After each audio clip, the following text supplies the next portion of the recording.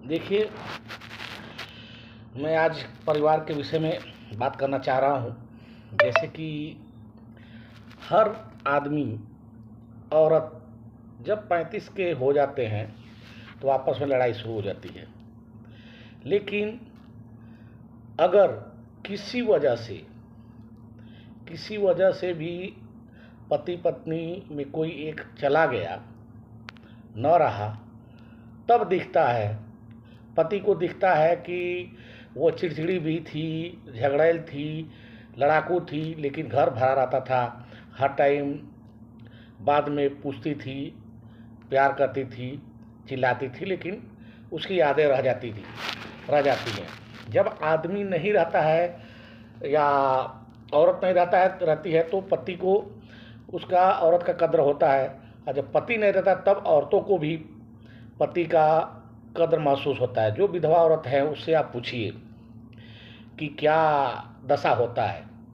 सब कुछ रहेगा, लेकिन उनकी यादें, अपने हस्बैंड की यादें हमेशा रहेगी कि वो यहाँ रहते थे तो मैं चिल्लाती थी, नहाए नहीं, धोए नहीं, समय से उठते नहीं हैं, खाली सोए रहते हैं, और वगैरह वगैरह आप सब लोग जान ही रहे हैं।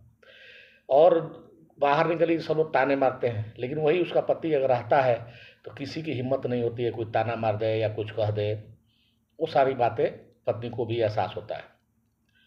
ठीक उसी प्रकार से एक लड़का अपने पति से चिड़चिड़ा होकर के बाहर दुकान पे चाय पीने जाता है। तो एक बुजुर्ग वहाँ बैठे रहते हैं, ठंडी पड़ रही है, वो चाय पी रहे थे। बोला, बेटा तुम बाहर चाय पी रहे हो तो क्या करें, घर में खच खच खच खच खच किच किच करती रहती है बीवी, मैं परेशान हो गया हूँ। तो बोले, बेटा जब वो नहीं रहेगी तब तुम्हें पता चलेगा। किच किच करती है, कुछ भी करती है तो अभी तो किच किच कर रही है। इसलिए साथ बना के रहो, और तुम तो घर में चाय पी सकते हो।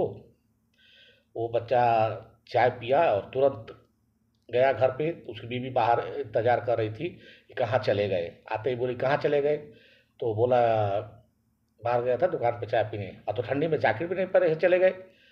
फिर बोला, तो लड़का बोला, तुम भी तो स्वेटर नहीं पहनी हो।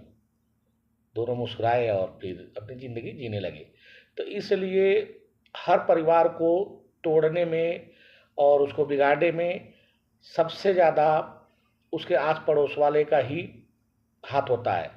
तो इन लोगों से सावधान रहिए। और अब लड़कियां, औरतें अपने सखियों से, सहेलियों से सावधान रहें, उनकी बातें न सुने, मेरा हस्बैंड ऐसा, मेरा हस्बैंड वैसा, और अपना देखें तो शायद परिवार चलता रहे और सब लोग खुशहाल रहें। इस बात का ध्यान रखते हुए हर लोग क्षमा करें, क्षमा करना सीखें। क्षमा दान बहुत बड़ा दान होता है, क्योंकि ज़िंदगी में कुछ रह नहीं गया है। इसलिए आप लोग सतर्क रहें, सावधान रहें और सुखी जीवन जिएं।